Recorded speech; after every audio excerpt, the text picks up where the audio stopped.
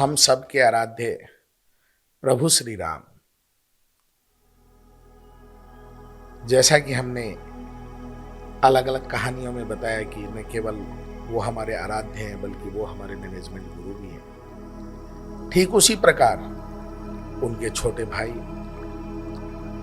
लक्ष्मण भी अपने कर्म से, अपने कार्यों से हमें मैनेजमेंट की शिक्षा देते हैं। जब सोने का हिरण माँ सीता के आगे से निकलता है और माँ सीता उस सोने के हिरण को पाने की इच्छा जाहिर करती है, तो भगवान श्री राम उस हिरण के पीछे जाते हैं और वो लक्ष्मण को कह के जाते हैं कि तुम सीता का ध्यान रखना, मैं इस मृग को पकड़ के लेके आता हूं।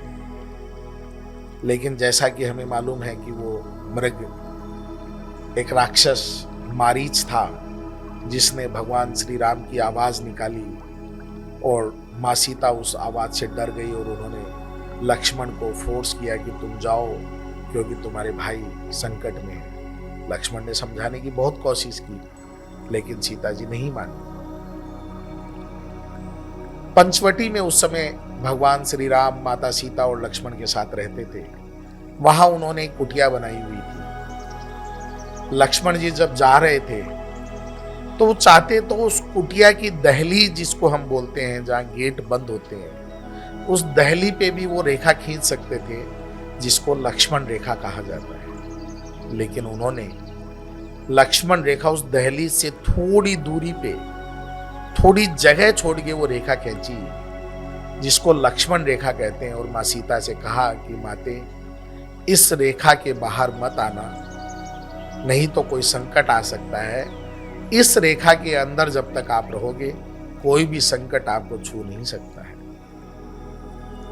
दोस्तों, लक्ष्मण जी चाहते तो उस दहलीज पे भी वो रेखा खींच सकते थे, लेकिन उन्होंने जगह छोड़ के रेखा क्यों खींची? कभी सोचा हमने?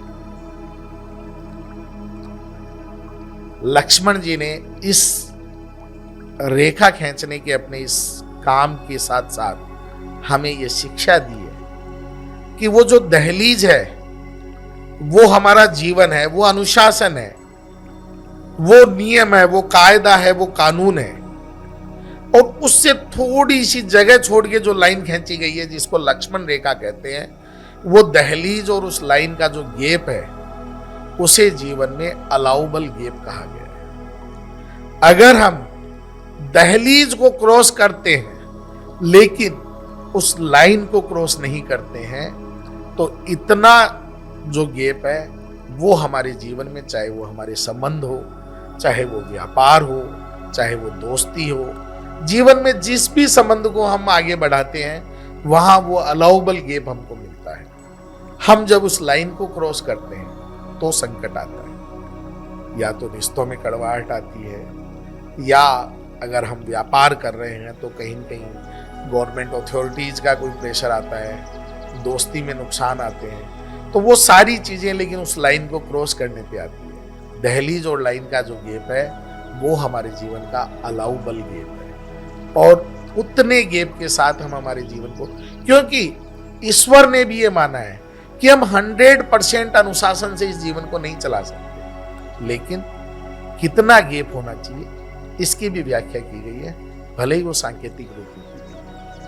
भगवान श्री राम का हर आचरण, हर वक्तव्य, हर क्रिया, हर प्रतिक्रिया हमें कुछ न कुछ सीखने और समझने के लिए देती है।